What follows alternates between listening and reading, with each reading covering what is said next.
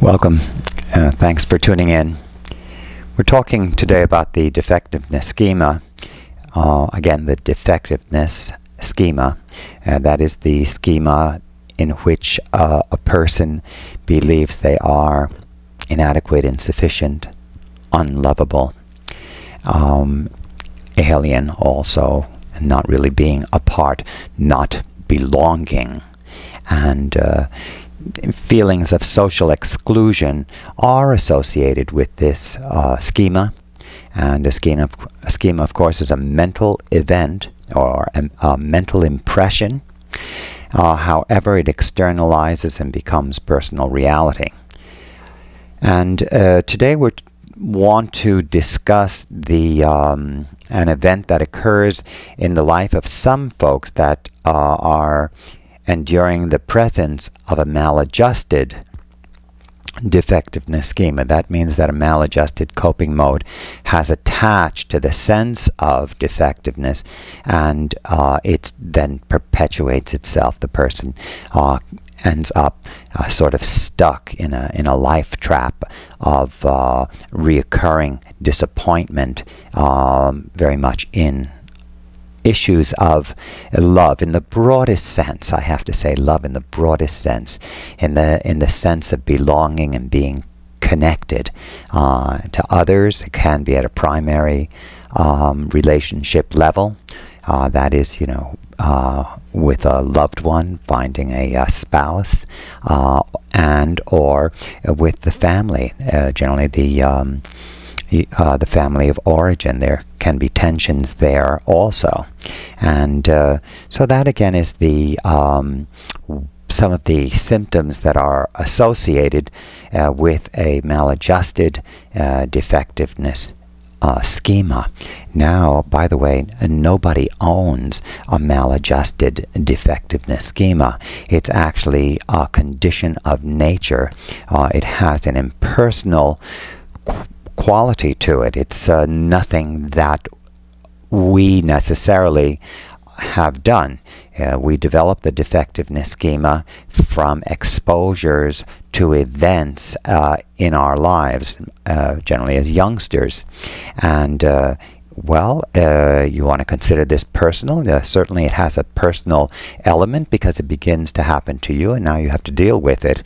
However, it is also quite impersonal. In other words, when you get exposure to an environment or a circumstance that leaves you feeling defective, feeling inadequate, feeling insufficient, it's the same thing as really being caught in a rain shower and getting wet. You've been exposed. You're exposed to the water. Now you're wet. You've been exposed to a difficult environment. You are now emotionally wounded. This is not happening especially to you. Same way when you go out and into the rain and get wet. It's not about you. It's an event in nature. I bring that point up because that has a great deal to do with the liberation from our psychological suffering. We have to recognize that there is indeed an impersonal element about our lives. And we're going to look a little further into that. So we are wounded in love. There's a bit of a heartbreak in the defectiveness schema. And this heartbreak produces preoccupation, distraction from the natural flow, the personality. All of us have a particular unique personality, unique competencies, and an already disposed value system. We respond to certain things different than others from an organic base, from a biologically driven base. Are they schema? Yes, they are schemas, patterns that are not only coming from the environment, but are coming from the biology. So schemas do indeed have a lot to do with form, biological form and disposition.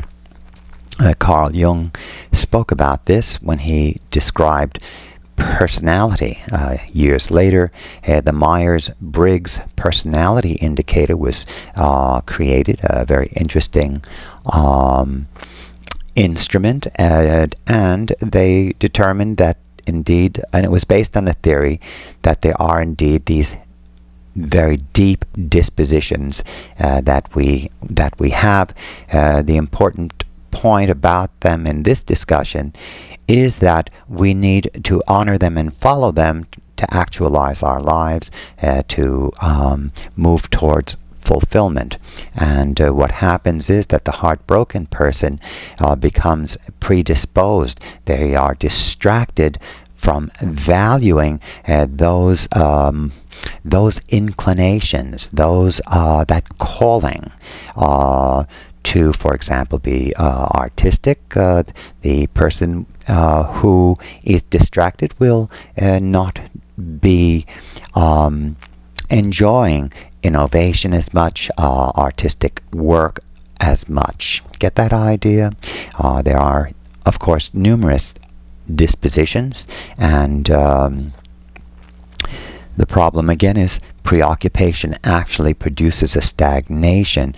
Why? Because love is that important.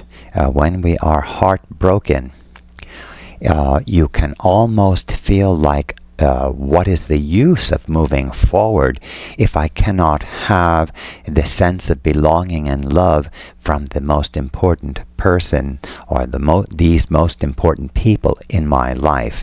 And very often it's mom and dad. Not necessarily only mom and dad, but indeed these early attachments are very, very critical.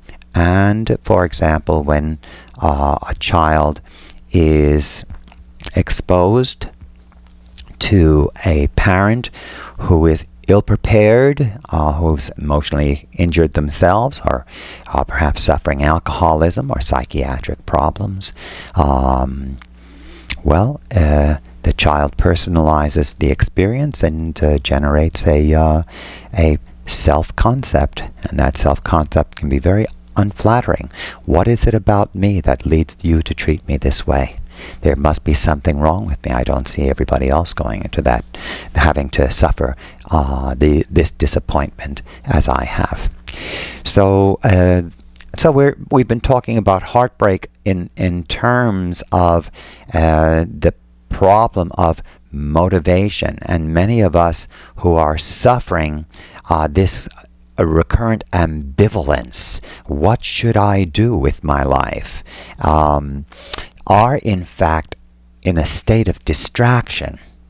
There is a struggle with values occurring. In other words, what the person is going to do, and the problem is that love is the love between a child and his or her parents is very critical, very, very critical. And when a child suffers significant disappointment with the love of a parent, they can indeed be distracted for the rest of their lives. They will not actualize their potential, secondary to this preoccupation, and they can enter school, feel very marginalized. Why? There is the world view is also constructed with the self-concept. So a disappointing relationship with a parent, these parents are part of the objective field. They are part of the child's world. So when you are unloved by your parents, you are now unloved by the objective field, by the world, so to speak. So it can be very painful.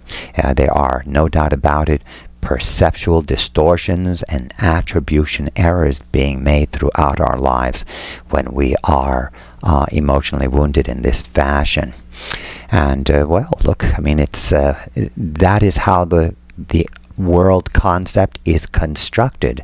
Many of us are fortunate enough to have had sophisticated parents, and that single word really captures it all. Sophia is not only has sound values. Sophia, the wisdom, does not only value things that are helpful, but wisdom also has a loving component to it, a caring, generous, empathic component to it. And children who are fortunate enough to have parents who are in such a healthy condition do indeed have the capacity to let go of worries to some extent and allow themselves to actualize their lives. They become interested in fulfilling themselves, and they can hear their personality call them. All of us do hear the personality calling us, but some of us have competing values there again. And one of those competing values is a worry. And so the person who has the defectiveness schema, that disappointment, reenacts in their imagination events that are disappointing, and they attempt to defend themselves.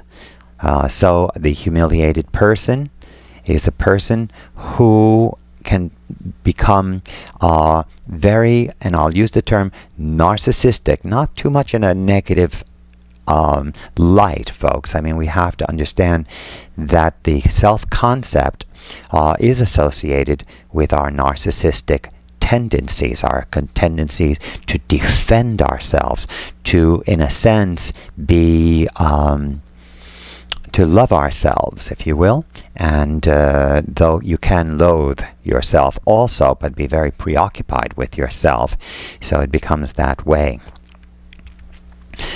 Well, the defective, the person who feels he or she is defective, of course, it is a feeling, not a fact, and a compelling feeling. And perhaps there is acting out where you do things that are not so nice, and you now feel that you are a bad person. This one scenario. It doesn't have to go that way all the time. The defectiveness schema has many faces, and however, the unlovableness and the desertion is in every moment, and we cope differently with it. So we're talking about heartbreak, and I do want to mention, I think it's certainly not a psychiatric diagnosis. However, a heartbreak is filling our jails in this country, for example. That is what is occurring to a great extent. The undeveloped self, also a person that does not develop themselves, is also possibly linked to a heartbreak also. And so you can see how preoccupation can obstruct your moving on with your life, proceeding, so to speak, with your life. And so how do we find love after being so terribly wounded? And of course, that it's in varying degrees.